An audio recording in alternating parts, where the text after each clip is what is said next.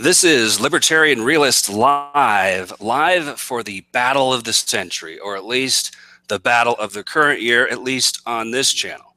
I will be debating healthcare policy with Greg Johnson.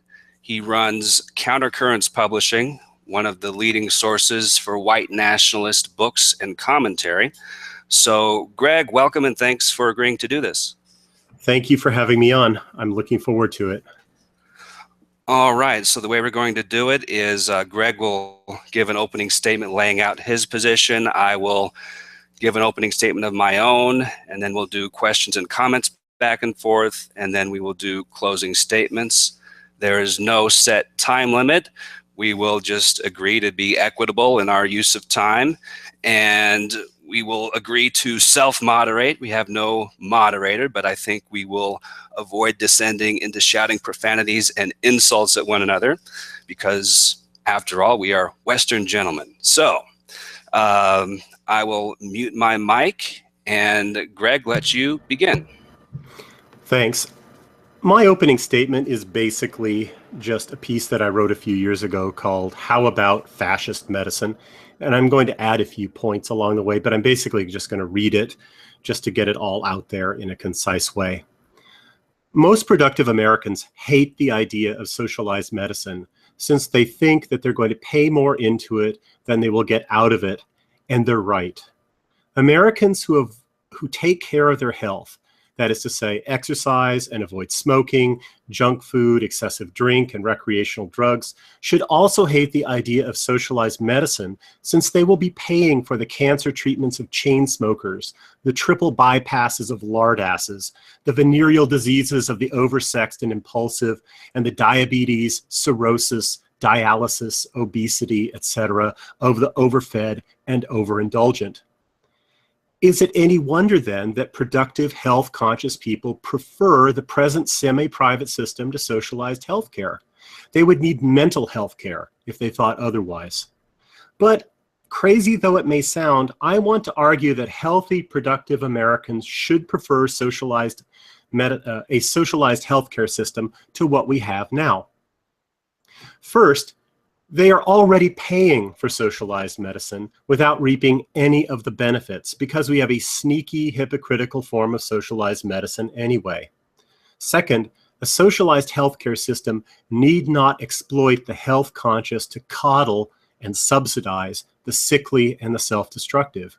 One could also award health-conscious people certain benefits and penalize people who do not take care of their health appropriately, so perhaps they would take better care of themselves. Before we go into the details, however, we have to confront honestly why we do not have a completely capitalist free market healthcare system. Such a system would mean that the only healthcare one would get would be what one can pay for by oneself or persuade others to pay for. Yes, there would be charity hospitals for the indigent in such a society, as long as some people did not completely embrace the libertarian ethic of selfishness. But there would be no safety net, no government guarantee that everyone who needs health care gets some care no matter what. In a completely capitalist system, there would be people who suffer and die of easily preventable diseases simply because they lack money or the ability to persuade others to foot their bills.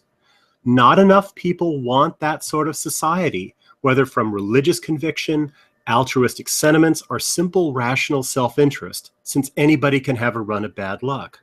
So we already have a form of socialized healthcare. If you have private health insurance, you still pay taxes for Medicare and Medicaid and emergency room care for the indigent. And private health insurance is also a form of redistribution.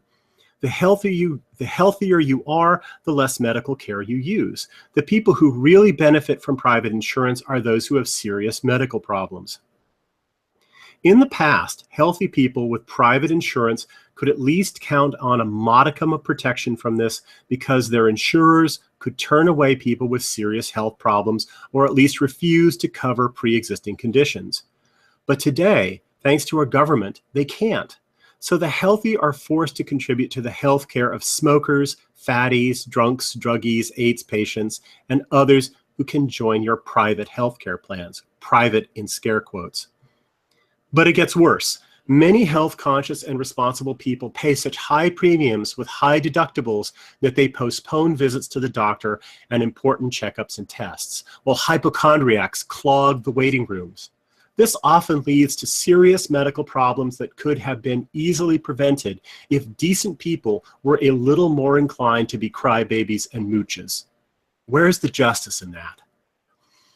In our current system of semi-socialized medicine by stealth, disproportionate benefits go to the improvident, undisciplined, and irresponsible, paid for by the productive, disciplined, and responsible.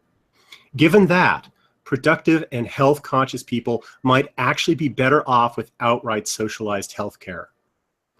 Socialized healthcare is merely the logical extension of the commitment that our society has already made to not allow anyone to go without necessary care.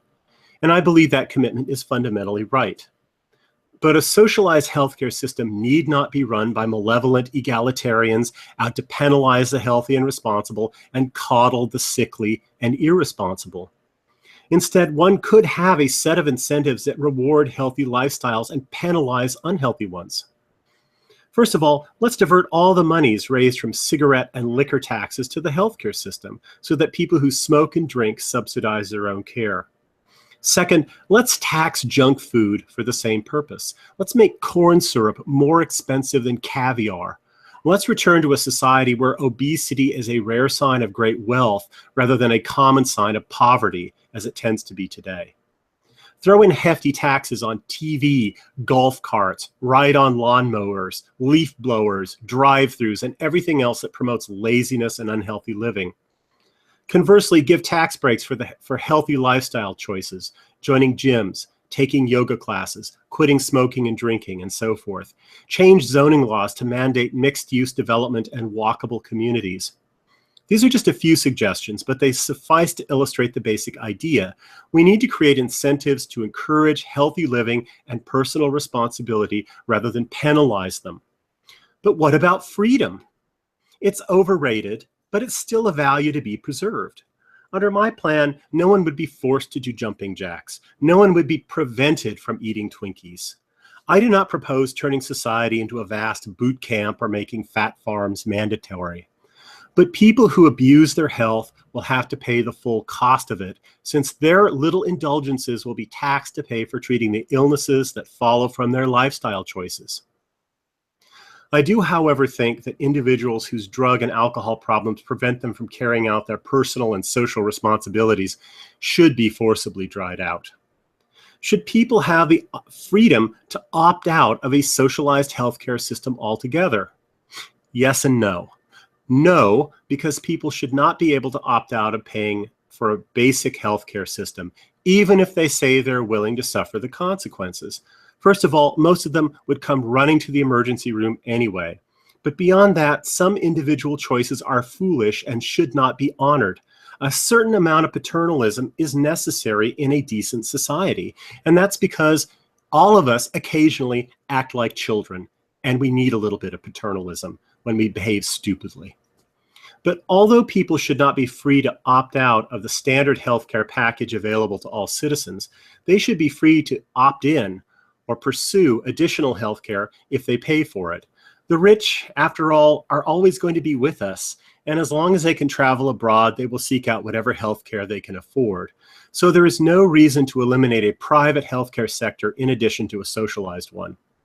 Furthermore, it would probably be more efficient if most healthcare providers were private enterprises. The government would merely be the biggest customer. Of course, the biggest barrier to socialized healthcare in America is not that people think it is immoral, impractical, or undesirable. The problem is a deep division and distrust within American society. Most white Americans correctly believe, one, that the left would end up administering any system of socialized medicine, and two, that the American left is deeply hostile to the interests of white Americans. There is also a racial dimension to this anxiety. Whites instinctively know that blacks and browns would take more from the system than they contribute, with whites paying the bills. Moreover, the old are disproportionately white, the young disproportionately non-white. Thus, it makes political sense for the Democrats as the party of non-whites to want to bump off old white people to divert their healthcare dollars to the Democrats' younger non-white constituency. As Harvard professor Robert Putnam's studies have shown, racial and ethnic diversity are profoundly destructive of social solidarity and civic mindedness. Thus, America will never have a Scandinavian-style welfare state unless and until we have the racial and ethnic homogeneity that Scandinavia used to have. Specifically, we would need a homogeneous society of intelligent, industrious, conscientious people. We're never going to have a fully private healthcare system. The present semi-socialist system is immensely costly and inherently unjust. Maybe somewhere down the line, when the white republic is established, we should consider replacing the socialism of the sick with the fascism of the healthy. So that concludes the article. And I wrote that before Obamacare was instituted. And I want to just add a few comments on that. Obamacare has to be the stupidest political reform that's ever been proposed in America. And the reasons why it's bad are so obvious to anybody with a basic understanding of economics that it sort of beggars the imagination that it could actually get passed. And it really shows that we have a political system that is just detached from reality, in which there is nobody who will say no to the left and the leftward drift, even when it's selling us something really horrible. The basic Obamacare formula is this. You require everybody to buy a product, and you require the sellers of that product to take all customers. And then you let the magic of the market do work its course. Of course, it's going to lead to skyrocketing costs, and that's exactly what it did. And something needs to be done to fix that. And I think that if we just reverted back to the previous system, that would be an improvement. However, I do think that it would be better just to explore the possibility of a basic single-payer healthcare plan in America. Now, there are reasons why, other reasons than the ones I stated above, why this is going to be very, very difficult. The basic reason is this. People have a huge anxiety about healthcare because if you don't take care of your health, you die. And in society today, we're very anxious about dying. We want to live forever. We want to be young forever. We are in denial about the end of life. And that is why a huge percentage of state-subsidized healthcare is poured into keeping people alive in their last weeks and days of life.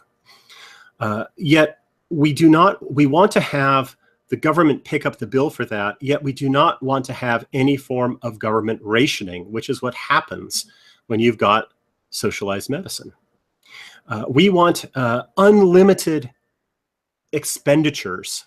And we think that if we can just get more government involvement, there's just going to be an endless expenditures. But eventually there's going to have to be some rationing.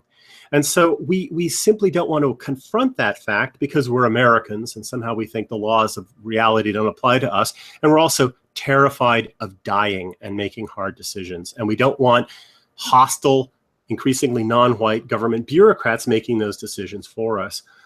One thing that I would propose is this, and this might actually be worth exploring more. I think that to get a handle on the immense amount of money that's spent on terminally ill people in the last days and weeks of their lives is to come up with the average amount of money spent on people like that and basically just offer everybody a rebate, if you will, of 20% of that. Say $500,000 is going to be spent on average, in your last 3 or 6 weeks. Offer them $100,000 cash to go into hospice care, take a cruise, whatever, and forego that. We would save 80% of end-of-life healthcare costs for everybody who took that deal. So there are certain things that we can do to get a handle on that without being mean, right? And having rationing and death panels and so forth. So I do think that there are ways that we can address some of these underlying worries. Again, the main worry that I addressed earlier is just the fear that unhealthy people are going to be subsidized by healthy people. That's a bad thing. We can't have that. Also, I think people fear that if we move from the present irrational system where costs are just going out of control and will continue going out of control until the country is bankrupted, we're going to have rationing and end-of-life decisions, death panels, euthanasia, and all that. We don't want to face that, but there are other ways that we can try and put a cap on that doesn't involve some bureaucrat deciding to off your grandmother or off you when you're really old, which is even more frightening to most people. So that's my opening statement on this. So I'll shut up and listen to you. All right. Well, we are in agreement that the current system is broken, that it is basically just a socialized system already. The government spends 50 cents out of every healthcare dollar, and that's only going to increase as more and more people enter the roles of Medicare and Medicaid. Now, let's go back and look at the roots of how we got this way. The idea of giving people safety nets, giving people entitlements, giving people free stuff is a manifestation of egalitarianism. Going back to 1965, that's kind of the year when everything started heading downhill. Demographically in the United States, we had immigration opened up to the third world. We had LBJ pushing his Great Society, Medicare, Medicaid, welfare, aid. It's all this egalitarian sentimentality. And that is what is ruining Western civilization. Now, you could say that it just happens to be a coincidence that when you have economic egalitarianism rising, you also have cultural egalitarianism rising. But it just so happens that every Western country, and especially those that are further down toward national healthcare than the United States is, like Sweden, places like that were supposedly these of universal healthcare and humanitarianism and welfare, well, they are the most culturally Marxist as well.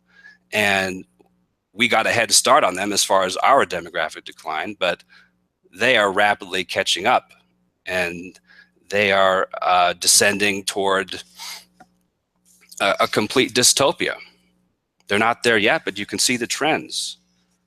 So we are not as advocates of right-wing values, of which I would include meritocracy among those right-wing values, and freedom to a large extent. We are in no position to take power and implement the kind of healthcare system that we would want. Greg's white nationalist state doesn't exist. So if you're going to encourage the United States in the current year to move toward national healthcare system, you're going to be empowering egalitarian bureaucrats, low IQ incompetence to make decisions. And as Greg even admitted, rationing the one who makes the decision. It's going to be people with values that are contrary to his making the decision. It's going to be people who may decide to deny somebody end-of-life treatment in order to fund some transgender's delusions of having his gender reassigned surgically. That's what you're going to get when you have a nationalized healthcare system within an egalitarian culture. We should be consistent in what we want the government to do at this point in time, and that is to defund those programs that are actively working against us. And to some extent, Donald Trump talked about this. He threatened to defund UC Berkeley for denying people's free speech rights. And he talked about refugees to some extent, although I don't even think he used the word defund, he used the word extreme vetting. We need extreme defunding across the board. Every government program that is working against us, whether it's refugee resettlement, social justice programs within bureaucracies and universities, and mandates on corporations. We need to defund all of these things. And if you say, well, we need to defund, but then also we need to expand these egalitarian guarantees of universal health care coverage, you're preaching an incoherent message. We need a coherent message, one that embraces not only our identity as white people, but our identity as Americans. We are founded in the ideas of liberty. I'm not one of those libertarians who believes that we are only a nation of ideas. We are only a proposition nation, but nor are we only a nation that happens to be inhabited by Europeans. We are a specific of European with a different kind of mindset than those of the French. Even if we're already more than halfway down the road towards socialized healthcare, we still don't have it completely. We can still be proud in a way. You may think it's kind of, but we are proud that we aren't French. We're Americans. We value freedom. We're the land of the Wild West, of cowboys, of capitalism. At root, what is capitalism? It's, in a sense, a Darwinian process. It's a struggle. There are winners and losers. That the outcomes created by capitalism are always optimal or always even fair. What I am saying is that the incentives are good. In market and healthcare, you incentivize people to want to minimize their costs and to want to live so that they do not incur medical expenses. And as Greg notes, if you just guarantee people all the doctor visits and drugs and therapies, then you have to have rationing. Even places like Canada have Canadians who have to wait in line months to get a necessary surgery. Come to America. They come to places like the Surgery Center of Oklahoma, where they is up front. They don't do insurance or Medicare or Medicaid. They just provide a service at a reasonable rate, which is far cheaper. The extent that the government still allows them to, than the systems that are more heavily controlled by government and insurance. A problem in this country of not enough healthcare, so-called healthcare. We have a problem of too much reliance on insurance and prescription drugs. We have record numbers of people now on painkillers and antidepressants. We have this phenomenon of deaths of despair among rural and working class whites. Record numbers of people of things like drug overdoses, suicide. There's a crisis in this country that has nothing to do anything that the medical system can solve, more medical so-called services. We need to have a country where today's young people who are of childbearing age look forward to and believe in. Young people, $1 trillion in national debt and growing, and something like $200 trillion in unfunded liabilities, prize of Social Security, Medicare, and other entitlements. No wonder people are pessimistic.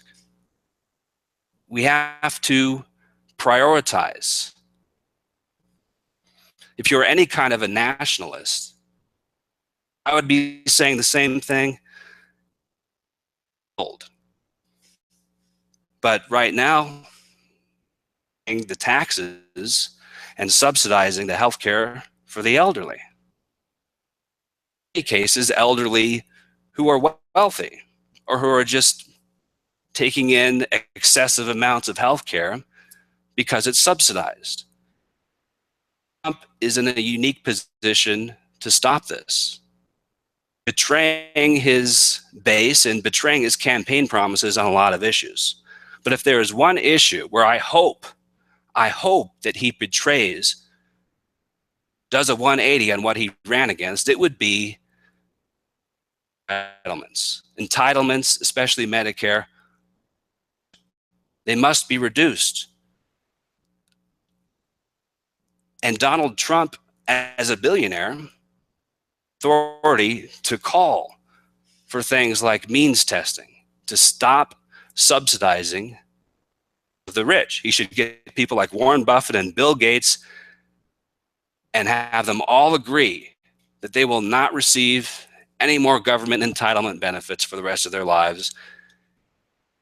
Basis for promoting legislation to that effect. Now, I'm a realist and I understand the free market, no government involvement system happen. Inevitably be some.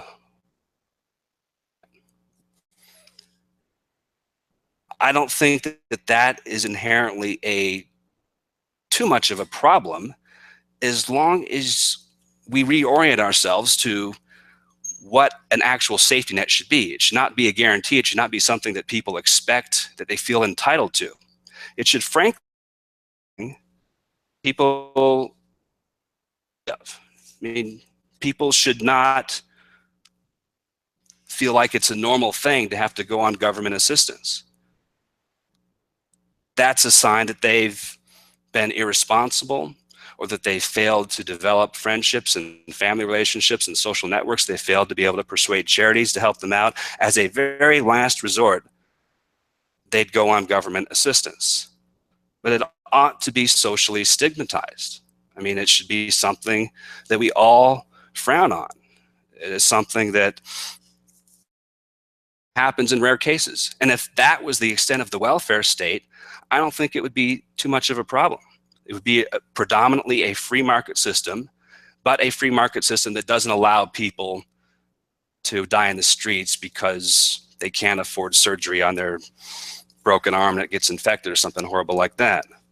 I don't think any of us want to live in a society like that, but nor do we want to live in a society bankrupted by these unsustainable commitments. And something that people like Greg ought to be especially concerned about is the dysgenic implications of providing these guarantees. Now, to some extent, any medical advances, it will be dysgenic insofar as they allow more people on the lower end of the socioeconomic and IQ spectrum to survive where otherwise they wouldn't have. The government programs are particularly dysgenic, and this has been documented by Charles Murray. Dysgenic because they specifically incentivize people to take care of themselves, but rather have more children than they would otherwise be able to have, and the government makes sure that those children are able to survive. Meanwhile, people who are more responsible are forced to pay taxes into a system that them, but that benefits freeloaders and reinforces a dysgenic that we need to get out of. And I think the best way to get out of it is to promote right-wing ideas of meritocracy and freedom. That's my opening statement. Alrighty, well, I took a few notes as I was listening, and I can basically agree with a lot of your points and a lot of your values. I do think that there are a few differences here, and I want to just outline those. First of all, I don't believe that you need to be any kind of hard egalitarian to advocate some kind of social safety net. You can have a very meritocratic society. You can embrace human diversity, human inequality, But there are certain things that we have in common, and there are certain things that we're equal in. One of the things that we're equal in is that none of us are immune from misfortune and death.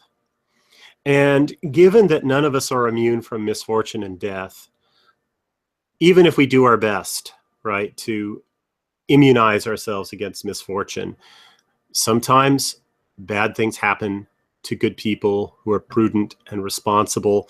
And everybody has an example of that, where there's some guy, some outstanding member of his community who has a terrible misfortune befall him. And there's a sense that most people, if they know this person and if they're part of a community where there's a certain amount of civic mindedness and communal sentiment, they want to have provisions made because they know that this can happen to all of us. And so I think you can have a very inegalitarian society in its basic software, right, in its basic operating system, where you recognize that people aren't going to have equal outcomes because people aren't equal in their initiative and intelligence and so forth. But there are certain things that equalize us, and one is susceptibility to misfortune, and another is susceptibility to death. And because all of us know on some level that these things can happen to us no matter what, or will happen to us eventually, we are willing to countenance certain safety net type measures. And of course, a lot of people also are indignant, rightly so, when people use these safety net measures as basically a hammock, right? It becomes a way of life to be publicly dependent. So I think that we can grant that there's a certain rationale for a safety net, and yet at the same time not sanction in any way basically parasitic lifestyles for people, or parasitism as a way of life. I do think that America is a nation. I'll add one more point. America is a nation with a somewhat libertarian Wild West history, but America is also the nation of credit unions and cooperative insurance programs and things like that. People would come together in groups to create safety nets because the state wasn't providing safety nets. So I do think that there's a rationale for that arises simply out of rational self-interest in a society that is fundamentally inegalitarian and freedom-loving. And I do think that in terms of what Trump's agenda should be, I would love to see him gut a lot of things. I do think that he needs to avoid, at least until his second term, doing anything radical with two areas, because there are two areas that people just aren't rational about. One is healthcare, and one is Social Security for old people. Because again, none of us are immune to getting old. In fact, we would certainly prefer that to dying young. And people are insecure about this. They're irrational about this. They will not accept real talk about this. And the left is marvelous at whipping up people's anxieties and irrationality about it. I think it really should be the third rail. I think that we should just leave that for later. And we should focus primarily on stopping the influx of non-whites and on a culture war. We do need to defund the left. We need to attack its institutions. We need to silence these people as much as possible. We need to wean them off of any form of government subsidies. I would love to see entire swaths of university departments defunded and closed down. I do think these bastards need to be starved out. There are lots and lots and lots of bad programs and laws that could be slashed. And I think that really I would just urge Trump to be as populist and soppy and sentimental as possible about medical care and stuff for old people, and go absolutely savagely against political correctness, against higher education, and against a lot of the parasitism that's baked into the system today. So those are my thoughts on that. All right. Well, I mean, I would agree strategically if Trump was going to actually be real aggressive in fighting and defunding the left on all fronts while basically taking a non-position or even a positive position on Medicare and Social Security not to cut it, that would be a practical political trade-off I'd be willing to accept. But we're talking about, from a policy perspective, it's terrible policy, and I don't see actively promoting the expansion of dysgenic welfare programs as being a necessary or even helpful way to try to make inroads in the culture wars. Now, you're talking about wanting a safety net. There already exists a safety net in various forms, from Medicare, Medicaid, all kinds of federal and state programs for the poor. So there's already a massive safety net. The question is, do we want to expand it or try to shrink it? So you're arguing for expanding it, and you seem to be envisioning some kind of high trust homogenous society that doesn't exist. Basically, I think that one could probably expand the amount of stuff that the state covers and significantly decrease the cost, because right now we've got a very weird, irrational hybrid system. It's sort of like the way the bank bailouts work, right? We've got socialism for the failures and capitalism for the successes. When they're making a profit, they're capitalists. When they're failing, they spread the costs around. And we've got a similar system. It's not an exact analogy, but it is similarly irrational. There's just an enormous amount of money that's being sucked into healthcare today that I think we could actually cut back on that if we simply got past the pretense that we're providing insurance. I mean, the issue is not insurance. It's not lessening risk anymore. It's simply figuring out who pays. And yet we're trying to stealthily work our way into some sort of single payer system, but through the medium of insurance companies. But if insurance companies don't have the right to manage risks, then it's basically just socialism anyway. But it's a very irrational form of socialism, I think. But I would, in terms of dysgenics, I'm a big fan of eugenics. I honestly do think that we need to evaluate every policy through the lens of whether it's eugenic or dysgenic.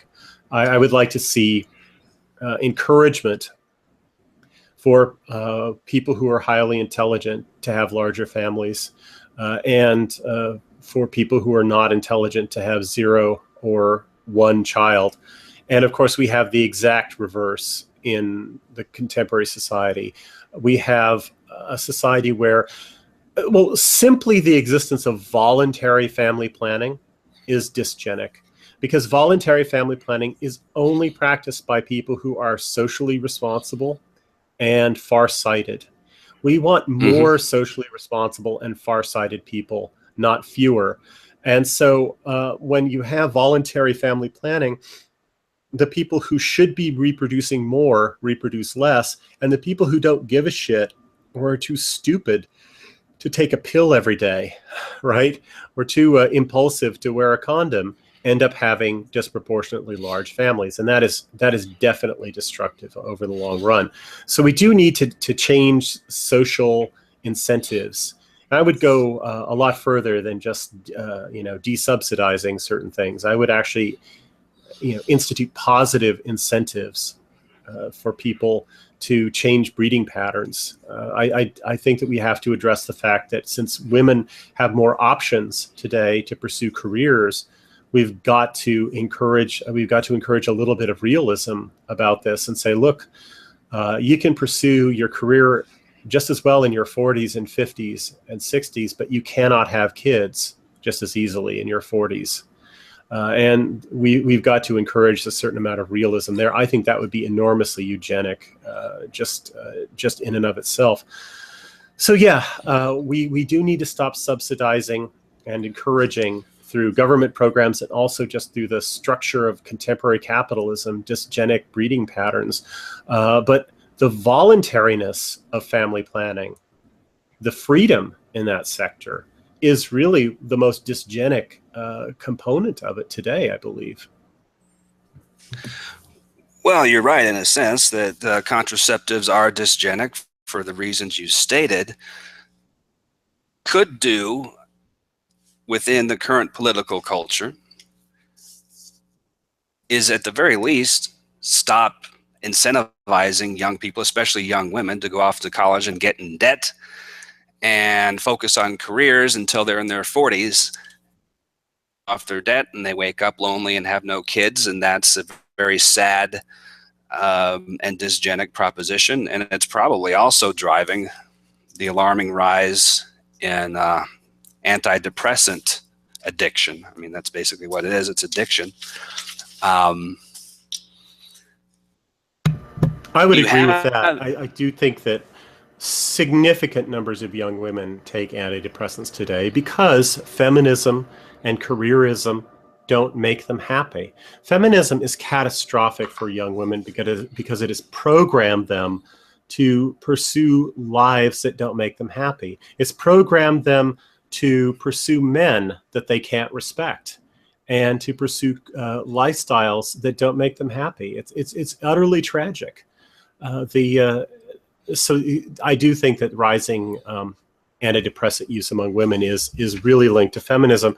In terms of the opiate crisis and large numbers of whites committing suicide and dying of drug addiction and so forth, I think that is very much linked to globalization and to a basically anti-white culture that has given most white people the feeling that we don't have a future as a race anymore. And I do think that if we can get a handle on globalization, if we can stop deindustrializing the country, close the borders to competition from third world coolies, and return Americans to high value manufacturing type jobs, reopen some of the 50,000 factories that closed down during George Bush's administration.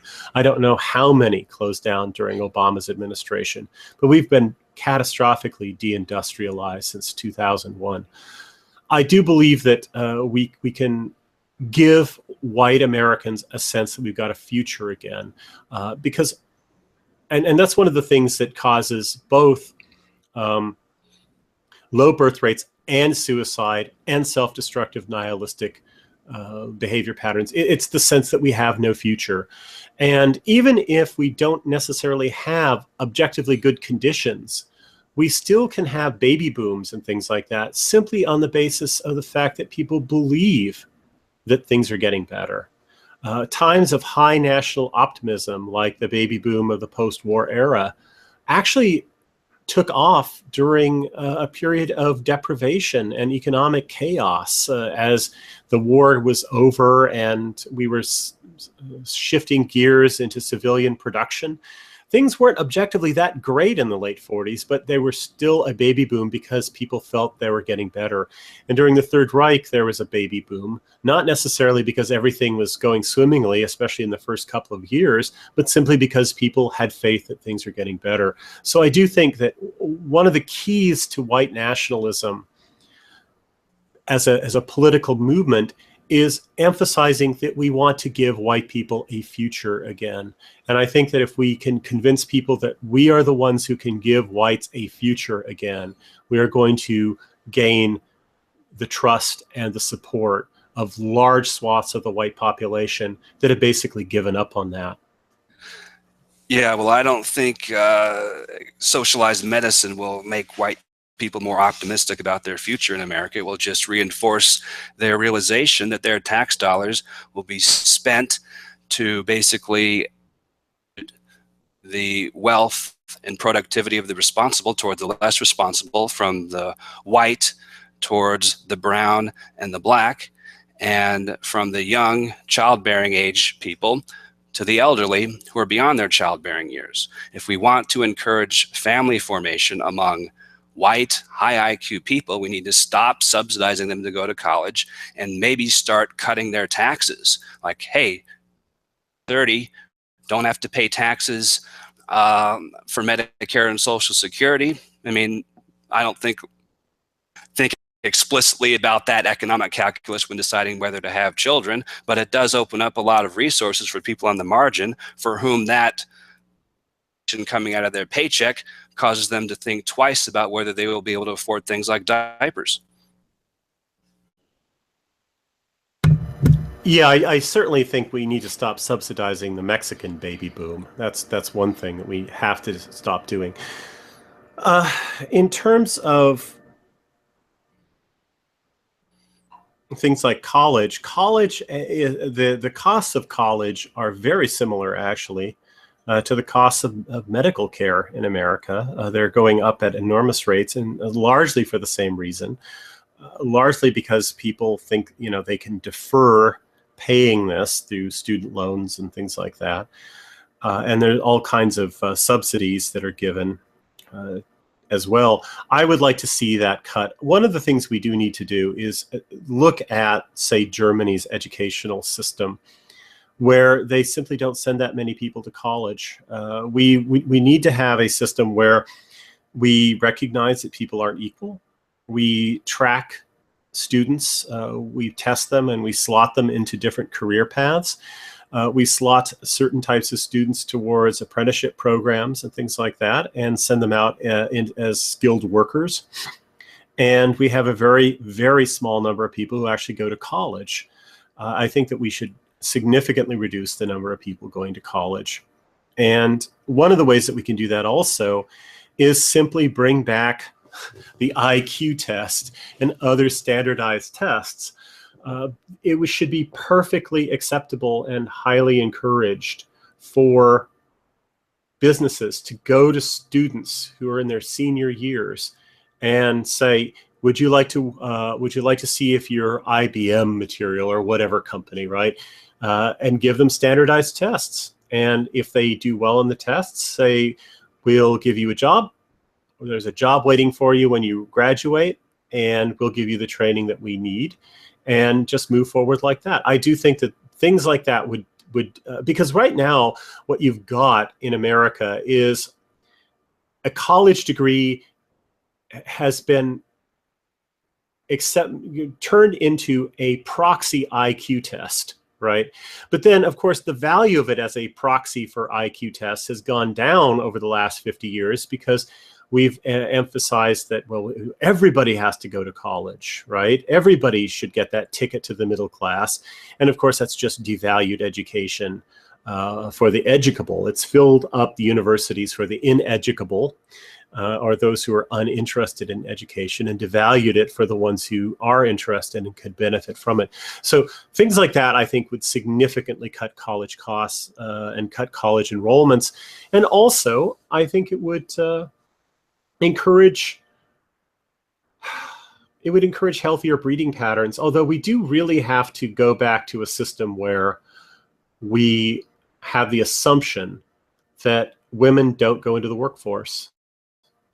When women started going into the workforce, that simply caused wages to decline.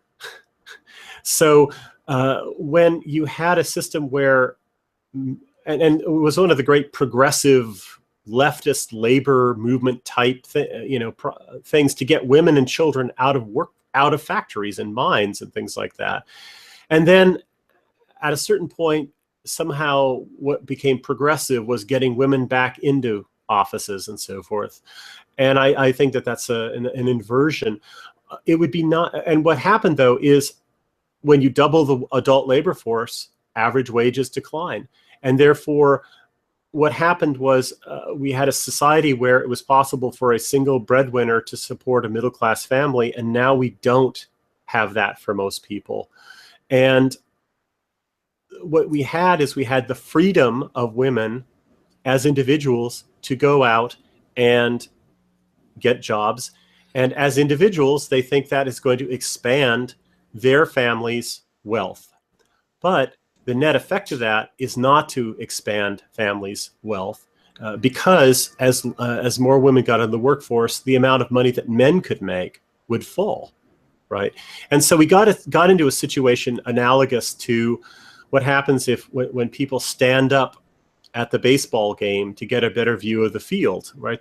As an individual, it's advantageous to stand to see things, but then the people behind you feel like they need to stand, and the people in front of you will, might stand. Let's say somebody in the front row stands, everybody's behind them is going to have to stand too. And the net result of that is that nobody gets a better view of the field, right? But everybody's less comfortable at the same time. And it's an example of how individual rational self-interest can lead to a socially irrational outcome. And one of the ways that you can prevent that is simply by instituting limits, and simply saying, look, there's vast numbers of careers should not be open to women. There should be the presumption of you can have certain careers like nursing and school teaching, elementary schools and things like that, because there will be spinsters who need jobs, right?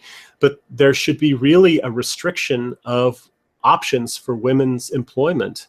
And I think that men's wages would rise, and I think that we would go back to a more eugenic kind of family pattern that way.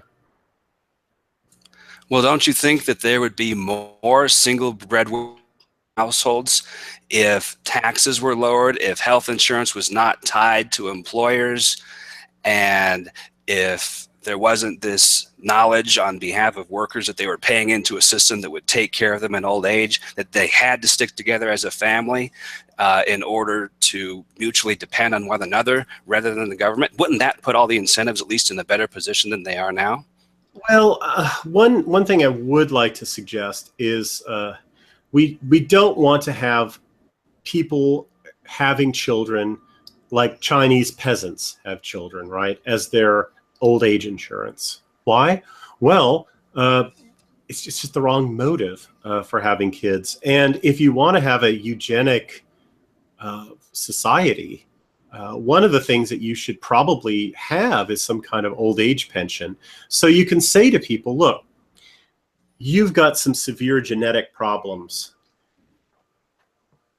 We're going to just give you an incentive not to have kids, right?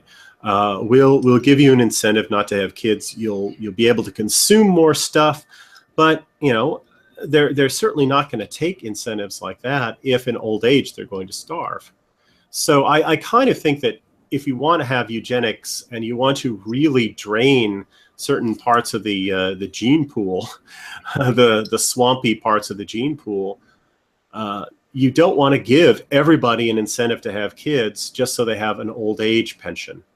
And besides, there are people who just can't have kids, no matter how much they would like to. So you've got to have some kind of provisions for that as well.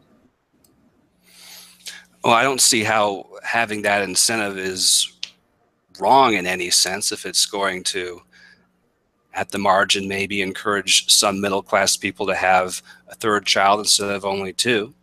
Mm-hmm.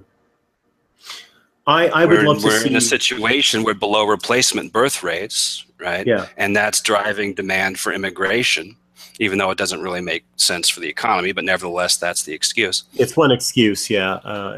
No one's ever shown that, the very idea that people who are arriving here and taking more out of the system than they put in as young people are somehow going to transition into the dray horses that are going to pay for the social security of boomers is just preposterous. I don't think anybody actually seriously believes that. I just think it's a talking point that's brooded about for the uncritical, right? Yeah, it is, though, a subsidy to corporations get subsidized labor, right? Because these migrants come in and they get to pay them low living wages because the government makes up for their lack of their wages being able to get them housing and healthcare and everything else. Uh-huh. So I can understand why corporations like it, but from the economy's perspective, yeah, it doesn't pay off. Yeah, it doesn't make any sense. It's certainly not a solution to the problem of aging populations. All right. Any other questions or comments before we go into final statements? I can't think of anything. All right. Would you like to go first or last? Well, I'll go last. I'll go last this time. All right. All right, since you have the burden of proof, I guess. All right. Well, I would reiterate once again that while we agree on the problems of the current system, I don't think that Greg has shown why expanding would be in any way more eugenic, would be in any way more beneficial for the economy, or would be in any way in the interests of white people within a multiracial society that is only going to become more multiracial over time. And why would you want to force young people to invest in a system that by the time they're old, certainly the way things are going, people who think like Greg won't have any control over it, people like me won't have any control over it. The only thing we can do now from a practical political standpoint, now that Republicans do control Congress and the White House, is we can use their inclinations toward vaguely free market principles to try to defund those things within the healthcare system, broader social policy that are disadvantageous to us, that are dysgenic for our future, and that simply need to be defunded. And I think that if Donald Trump rolled out some kind of a proposal, you know, you have to be careful in how you word it anytime you're going to cut any program or cut any benefit. But what he could do is say, we're going to make Medicare available to all. Now, why would I say something like that? Well, you basically just end the age-based entitlement to Medicare, right? That's how you end the age-based entitlement. You say we're going to have Medicare for all. You're going to join Bernie Sanders. Yeah, we're going to have Medicare for all, but we're going to, in doing so, you reduce the incentive for people to think of it as an old age entitlement. So, I mean, that's one place to start. Obviously, that's not enough. That's not a pure free market system. That's not even my idea of a minimal safety net. But it will reorient our thinking about social policy back away from the elderly and towards the young. If you're any kind of a white nationalist, any kind of a civic nationalist, any kind of advocate of liberty, you must prioritize the needs of young people of childbearing age, and a universal healthcare system within an aging and multiracial society that's becoming increasingly more so doesn't fit the bill.